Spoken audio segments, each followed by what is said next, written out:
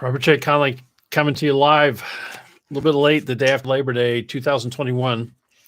I hope you had a great one. I hope you had a lot of rest and recuperation. I hope August was great for you.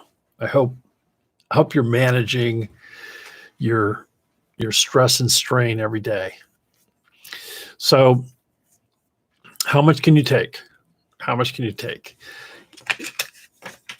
I'm going to talk in terms of, because there's a, the most common word used to indicate how much I can take, how much anybody can take, is I'm strong. I'm a strong woman. I'm a strong man. I'm strong. But here's the thing about strength. So strength. So let's talk there. There's this I'm going to talk physically about strength, but then there's an equal parallel mental component to it. So when you think in terms of strength, let's go to weightlifting. How much can you bench? How much do you bench? So there is literally the ability to exert force on something and move it. And then your mental abilities are the ability to exert force and, calculate, think, take in your environment, everything that's going on. So there's the basic strength. So day to day, we operate, for the most part, hopefully, we operate within what we would call our elastic strength, where we adjust our level of exertion and the level of strain that we experience based on our circumstances. And it's always within the realm of elastic strength. In other words, think of a rubber band, and you can pull a rubber band, or you can, a flexible object to a certain degree, and it will just snap right back. And that's what we want to shoot for as our kind of normal day-to-day limit. We know that if we operate within those limits every day, we can snap right back. But here's the thing, is if all we do is that much, we won't get stronger. We'll always be safe. We'll always have our energy, but we won't be able to grow and to grow stronger, whether it's muscularly, physically, or mentally, in building our mental, our physical and mental stamina. So building our stamina, building our toughness, our ability to perform every day at incrementally higher levels, that takes us pushing past our elastic capacity. And for some people, it's exhilarating, and for some people, it's exhausting. And so every individual needs to take ownership of observing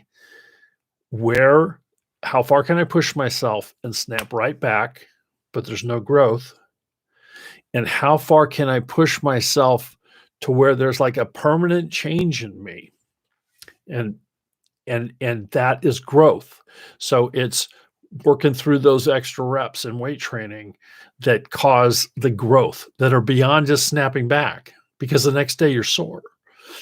When you're a student, it's about, hard work.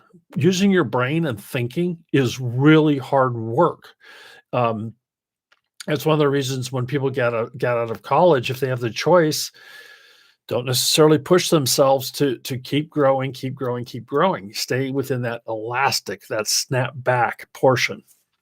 Okay, so if you want to grow, now you need to develop your instincts on how much you can take, because you want to go into an area that we then call your plasticity, your brain plasticity, it literally changes. Just like your muscles change, just like when you're like if you're bending a piece of metal, you can bend it to a certain degree where it just snaps right back. But if you bend it a little too far, it'll kind of stay that way. It won't go perfectly back to the way it is. And that's you want to push yourself in a positive way so that when you wake up in the morning, you're a little bit of a different person than the day before. And I say a little bit because this again is a very important self-management issue. You want to push yourself so that you're in your what I'll call strain hardening. You're building your physical muscles, your mental muscles, you're straining, but you're building.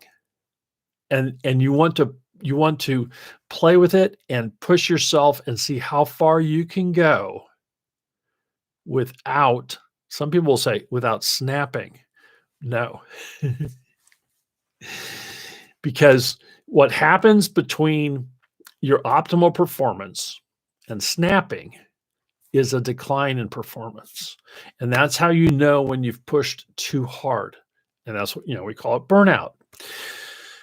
But but one of the reasons that burnout is an issue is that our society, our society make the mistake of thinking it's an issue of strength, and it's not.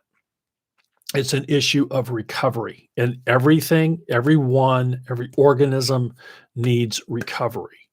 And so, I'm sharing this with you because the August is kind of the cliche. I don't know if it's cliche, but anyway, it's a lot of people go on vacation in August, and that's it.